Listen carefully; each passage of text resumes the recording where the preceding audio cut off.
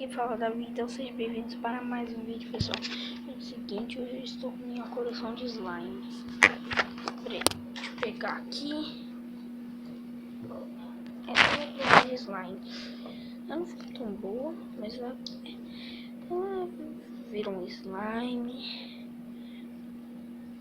Pessoal, gente, desculpa por parar de fazer vídeos, porque estou muito ocupado, vocês vão dar os views. Aí eu pensei, deixar YouTube, mas não é melhor não. Ó, ficou muito boa ainda. Agora vamos para a minha segunda slime. Não, que é essa? Sei que ficou pequena, eita, e meio ruim, porque eu passei muito creme, deu meio errado esse slime, mas ainda deu certo. Esse slime ainda é boa pra brincar. E vamos para a terceira slime, que é esta. Ela não fez o corte, porque ela virou tipo muito ruim, virou tipo uma areia, não sei como se diz. Mas é isso mesmo. E temos na outra slime. Essa slime aqui, ela ficou boa. Deu certo. Como essa, olha. Como essa. Que eu te mostrei já. Foi a minha primeira. Essa aqui, ela dá pra esticar. Ficou muito boa. Ela tá muito... Ó. Ela quebrou porque não dá tanto pra esticar. Mas pode ter... Tá pronto.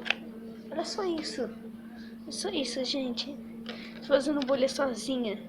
Estourar. Estourei. Agora mostrei 1, 2, 3. A minha quarta slime. Não. 1, 3, 4, 5. A minha quinta slime. Que é essa? Ela não deu certo. Não ficou ruim.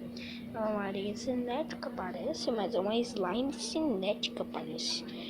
Ela deu meio errado, não estica, é meio ruim. Mas ficou.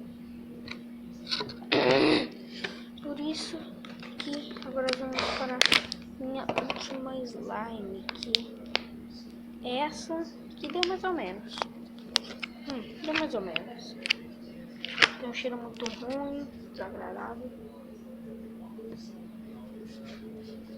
Não dá pra mexer, tá, gente? Desculpa, mas não dá pra mexer. Quem quer ver eu mexer bem na minha mão no próximo vídeo? Me sujar tudo, colocar a hashtag isso, se suja, tá? Aí nos vídeos eu vou mandar. Então, gente, só isso por enquanto. Tchau.